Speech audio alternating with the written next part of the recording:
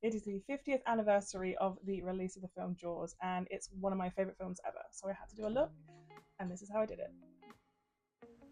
First things first, get the hair back out the face with sunglasses and then look to do some skin prep. I like to use Dermashield.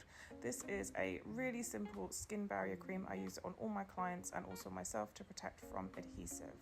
Next thing I did was just wanted to kind of draw out a rough idea as to where I wanted the shark bite to go. Using Prosaid cream to apply the prosthetics. All these prosthetics are available on my website, prostheticshouse.com. I've literally just put together a whole bunch of odds and end pieces that I have left over from other things. That's why the look is a little bit discombobulated. I think it still kind of works, it just kind of depends on how I'm doing it. But again, all these are blended down with acetone around the edges. I would do something a little bit more detailed than this usually. However, I only had about an hour to get this done and I just kind of threw pieces on it.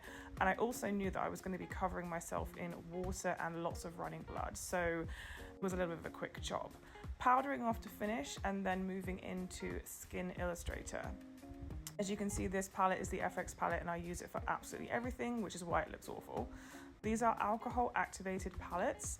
Again, this was a super quick look, so I'm literally just going in with blood tone, aged blood, just filling in some of the inside details, giving it a little bit of depth. Really, I would usually do so much more detail than this and so much more color correcting, but I knew I was going to be covered in blood and water, so this was just very quick. Then I went in with some clotting blood. So this is the Cryolan Fresh Scab and also Pigs Might Fly Wound Filler. Both these bloods are brilliant, really good at adding depth to add inside wounds. Again, I'm literally chucking this on. Super quick, just to add some depth. And then over the top, I forgot to put this down, but I have actually used Fleet Street, which is a drying blood on top of that. For the mascara look, I'm pretty old school. I literally just use mascara. I know a lot of people sometimes use paints.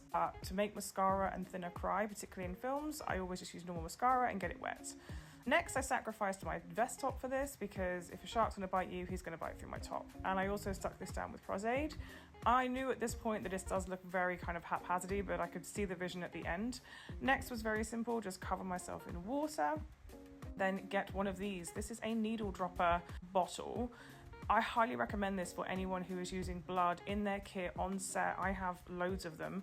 Really good for sort of pinpointing exactly where you want to put running blood. Otherwise, it can be quite difficult to place it. So I added some running blood to all the insides and I sprayed myself again with loads more water.